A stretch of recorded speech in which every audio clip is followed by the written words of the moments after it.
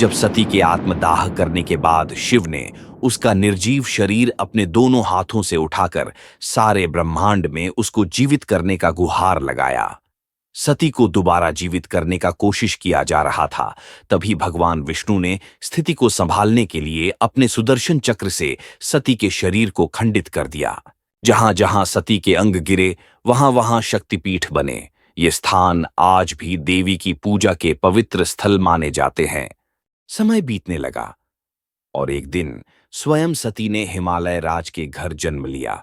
इसका नाम पार्वती होगा, पहाड़ों की पुत्री। एक बार फिर पृथ्वी पर लौटकर शिव से पुनर्मिलन की राह पर। पार्वती के भीतर सती की आत्मा थी और उसके हृदय में एक अनजानी छवि बसी थी जो समय के साथ स्पष्ट होती चली गई। हर सांस में शिव, हर क्षण में ध्यान। पार्वती ने स्वयं को भुला दिया केवल शिव को पाने के लिए। उनके प्रेम ने तप का रूप ले लिया। हे प्रभु, मैं सती थी, अब पार्वती हूँ, पर मेरा आत्मा सदा आपकी थी और सदा आपकी रहेगी। दिन महीनों में बदले, महीने वर्षों में, और पार्वती बसती गईं तप में। उनका शरीर क्षीण हुआ, पर आत्मा और तेज पहले से भी प्रबल हो गया। देवताओं का समूह आकाश में एक मंडल में एकत्र। इंद्र, ब्रह्मा, विष्णु आदि चिंतित मुद्रा में बात करते हैं। नीचे पृथ्वी पर तप में लीन पार्वती का दृश्य दिखाई देता है। शिव समाधि में है और सती तप में।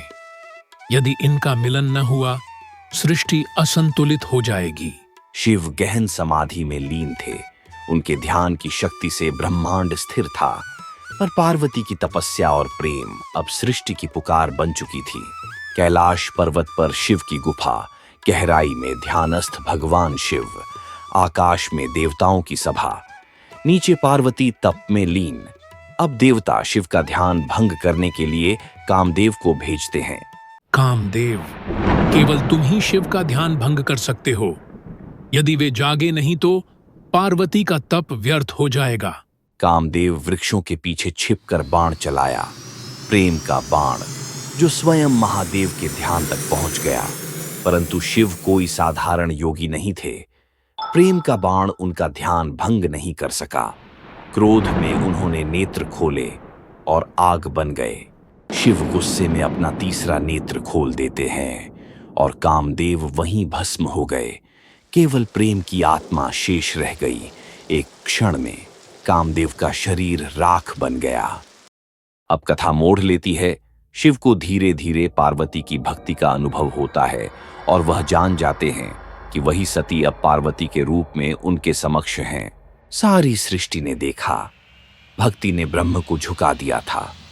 शिव जो समाधि में लीन थे, अब पार्वती की साधना के समक्ष झुकने को तैयार थे।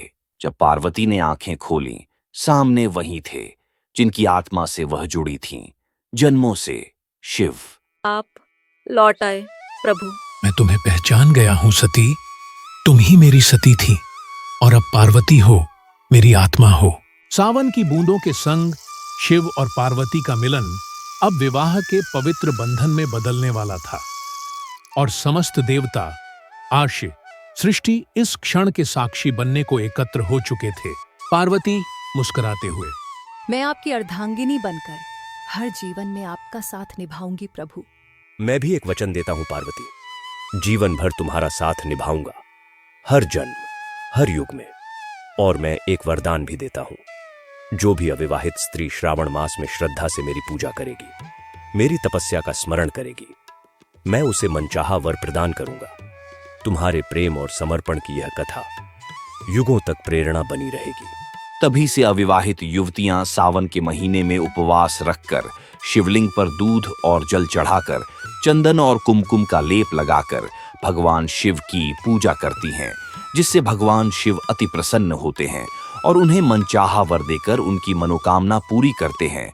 और वैवाहिक महिलाएं और पुरुष अपने दाम्पत्य जीवन को सुखमय बनाने के लिए, संतान प्राप्ति के लिए, घर में आने वाले कष्ट, रोग इत्यादि को दूर करने के लिए, व्यापार, नौकरी में आने वाली बाधाओं को दूर करने के लिए और विद्यार्थी अपनी अच्छी शिक्षा प्राप्ति के लिए सावन के महीने में उपवास रखकर भगवान शिव को जल अर्पित करके पूजा अर्चना करते हैं, जिससे कि भगवान शिव और माता पार्वती बहुत प्रसन्न होते हैं और अपने भक्तों की मनोकामनाएं पूर्ण करके उनके जीवन को सुखमय बना देते हैं।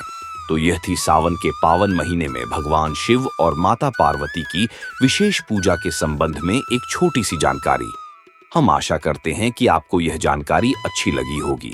अगर अच्छी लगी हो तो हमारी वीडियो को लाइक करें और हमारे चैनल को सब्सक्राइब करने का कष्ट करें। Thank you. Her her Mahadev.